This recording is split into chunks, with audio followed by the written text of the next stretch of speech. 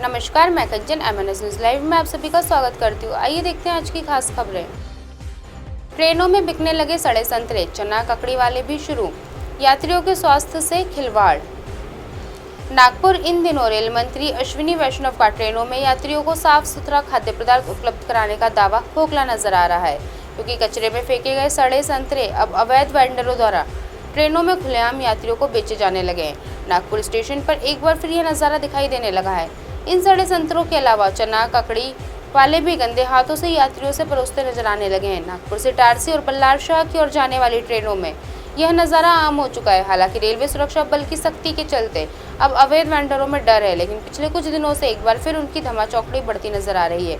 Guard lobby से आ रही चाय की केतलियां एक समय नागपुर स्टेशन अवैध वेंडरों का स्वर्ग था। पूरे मंडल में किसी माफिया के तौर पर काम किया जाता था, लेकिन पूर्व वरिष्ठ मंडल सुरक्षा आयुक्त ज्योति कुमार सतीजा की सख्ती ने यह माफिया ही उखाड़ फेंका था।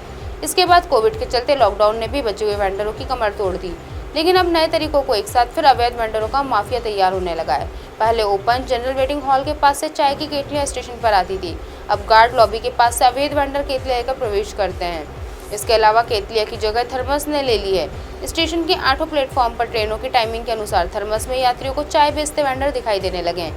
हालांकि थैले में छुपाकर थर्मस की वजह से एक बार की इनकी पहचान नहीं हो पाती। रखे आउटर तक नहीं पहुंचता सीसीटीवी कैमरा। स्टेशन परिसर में सुरक्षा व्यवस्था और असामाजिक तत्वों पर नजर रखने के लिए हाईटेक सीसीटीवी कैमरे लगाए गए हैं, लेकिन आउटर तक इनकी रेंज नहीं होने का फायदा अवैध वेंडर उठाने लगे हैं। इटारसी रूट पर पंजाबी लाइन या फिर मुंबई रूट पर लोहा पुल, मंगलवारी पुल पर इन्हें चलती ट्रेन में चढ़ते उतरते देखा जा सकता है। किसी समय आउटर पर 3 शिफ्ट में RPF जवानों की ड्यूटी लगती थी, लेकिन अब ऐसा न होने का फायदा अवैध वेंडर उठाने लगे हैं। ये अवैध वेंडर सड़े गले फल और अन्य खाद्य पदार्थों को बेचकर रेलवे को चूना लगा रही है, साथ ही यात्रियों की जान से खिलवाड़ करने में कोई कसर नहीं छोड़ रहे हैं। जन्म मृत्यु विभाग में खत्म नहीं हो रहा घालमेल, एक व्यक्ति के 2 प्रमाण पत्र, दोनों में स्पेलिंग अलग।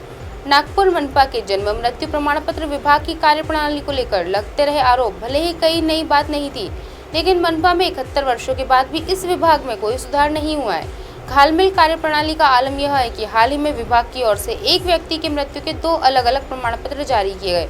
दोनों प्रमाण पत्रों में नाम की स्पेलिंग अलग अलग कर दी गई, जिससे अब प्रमाण पत्र प्राप्त करने वाले व्यक्ति को कई तरह की परेशानी झेलनी पड़ रही है। वास्तविकता यह है कि नरेंद्र नगर निवासी राजेश पौनीकर को उनकी बेटी के महाविद्यालयीन कामकाज के लिए जाति वैधता प्रमाण पत्र बनाना था। दस्तावेजों की आवश्यकता में उन्हें पिता की मृत्यु प्रमाण पत्र की भी आवश्यकता थी। अतः सिविल लाइंस स्थित मनपा मुख्यालय में 13 सितंबर को लिखित में आवेदन किया। कर्मचारी ने थमाए 2 प्रमाण पत्र। आवेदन करने के बाद विभाग ने 16 सितंबर को आने की सूचना दी। कार्यालय पहुंचने पर वहां के कर्मचारियों ने 2 प्रमाण पत्र थमा दिए। प्रमाण पत्र सटीक है या नहीं, इसके लिए पढ़ने पर पिता के नाम की स्पेलिंग में अंतर दिखाई दिया, जिसकी शिकायत महिला कर्मचारी से की गई। महिला कर्मचारी ने कंप्यूटर पर जांच करके एक अक्षर गायब होने की जानकारी दी, जिसकी वजह से स्पेलिंग में इस तरह का उल्लेख होने की जानकारी दी।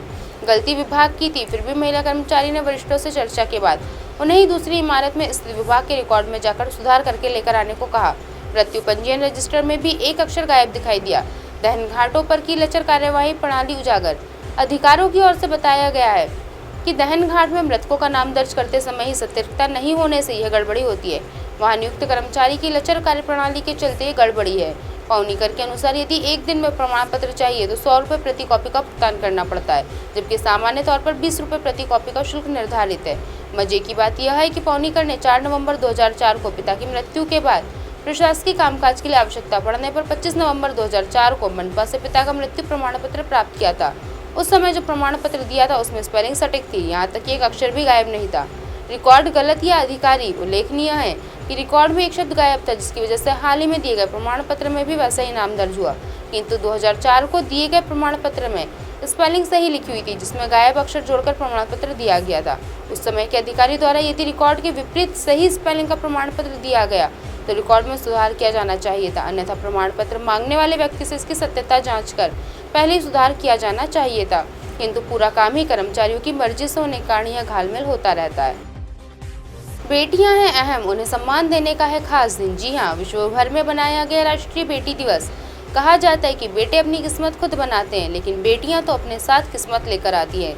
इसलिए जिस घर में बेटी का जन्म होता है, माना जाता है कि घर में लक्ष्मी का आगमन हुआ है। सितंबर का अंतिम रविवार बेटियों के लिए समर्पित होता है। यह दिन बेटी को सम्मान देने का खास दिन है।